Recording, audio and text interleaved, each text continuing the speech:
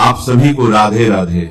माघ का यह पवित्र महीना अब समापन की ओर है और सच बताऊं, ये माघ महीना केवल एक महीना नहीं होता। ये ऐसा समय होता है जब थोड़ी सी भक्ति से महापुण्य फल मिल जाता है।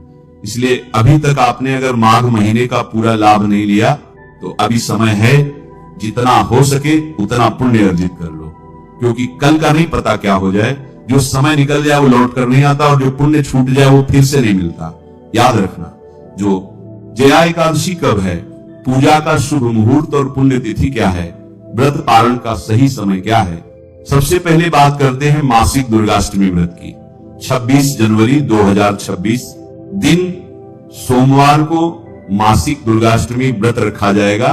और इस बार ये अष्टमी बहुत विशेष है क्योंकि गुप्त नवरात्रि चल रही है और गुप्त नवरात्रि में दुर्गाष्टमी का बहुत महत्व होता है। इस दिन मां दुर्गा की पूजा करने से नकारात्मक ऊर्जा दूर होती है, भय और चिंता कम होती है, घर में सुरक्षा और शक्ति का कवच बनता है। मां दुर्गा का नाम सिर्फ मंत्र नहीं, यह हिम्मत का दूसरा नाम है। अब इसी दिन भीमाष्टमी या भीष्माष्टमी भी मनाई जाती है। कुछ जगहों पर वर्णन मिलता है कि महाभारत के महान पात्र भीष्म पितामह ने अपनी इच्छा के अनुसार इसी दिन देह त्याग किया था। हालांकि कुछ ग्रंथ और मान्यताओं के अनुसार यह भी कहा जाता है कि भीष्म पितामह ने देह त्याग करने के लिए एकादशी का दिन चुना था और इसी कारण भीष्म द्वादशी का पर्व मनाया जाता है। हम व्यक्तिगत रूप से अपने घर में मां शुक्ल द्वादशी को भीष्म द्वादशी मनाते हैं और उसी दिन भीष्म पितामह के निमित्त तर्पण का विधान करते हैं। इसी के साथ एक और जानकारी, 27 जनवरी दिन मंगलवार को गुप्त नवरात्रि का समापन हो जाएगा। तो अब बात करते हैं सबसे खास और शक्तिशाली तिथि जया एकादशी की। अब तो हिंदू पंचांग में एकादशी का बहुत महत्व है और माघ मास, जिसे माघ मास भी कहा जाता है, कि शुक्ल पक्ष की एकादशी जया एकादशी तो बहुत ही ज्यादा अधिक महत्व वाली है, क्योंकि माघ का महीना भगवान का प्रिय महीना और एकादशी की तिथि प्रिय तिथि मिलकर के ये बहुत फलदायी हो जाती है।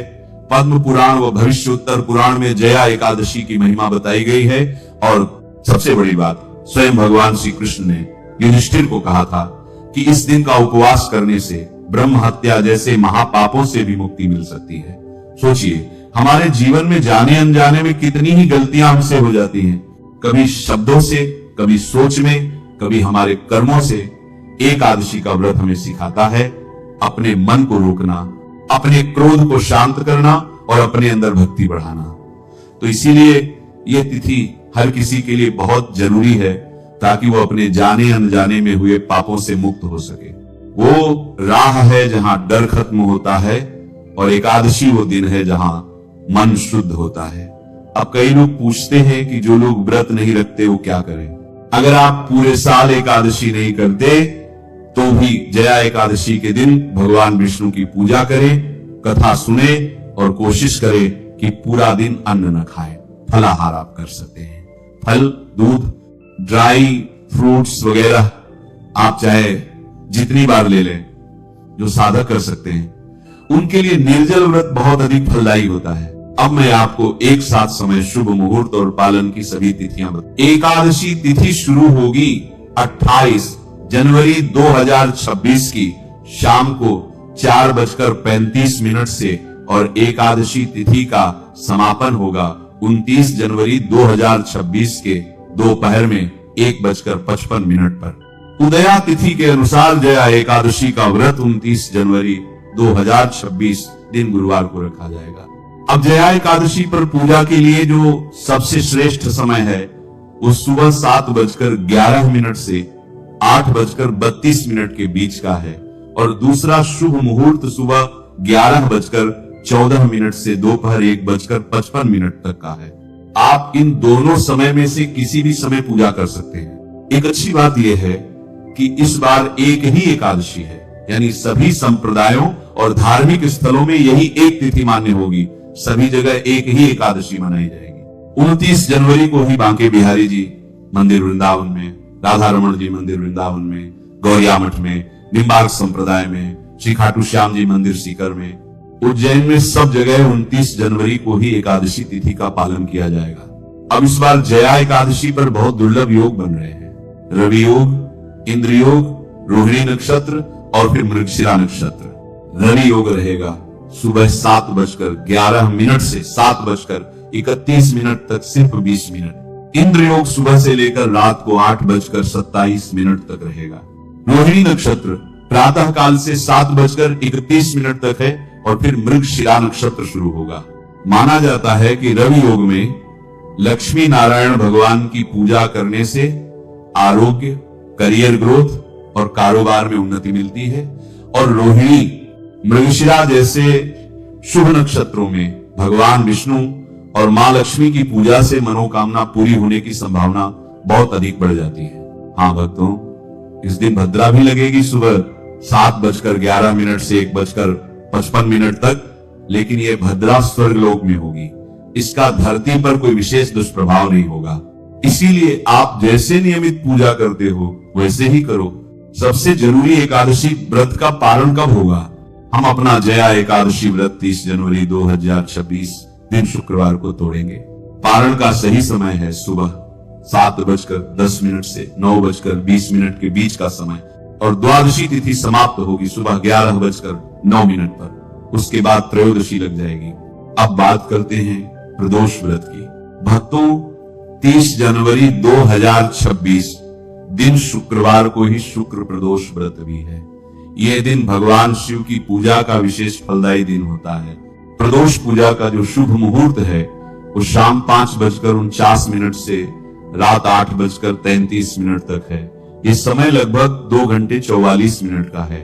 बस इस समय में आप शिव जी को जल अर्पित कर दो, बेलपत्र अर्पित कर दो, एक दीप प्रज्वलित कर दो और नमः शिवाय का जाप करो और मन से प्रार्थना करना। शिव की भक्ति में वो ताकत है जो टूटी किस्मत को भी जोड़ देती है। इस दिन एक और बड़ा पर्व है वराह द्वादशी।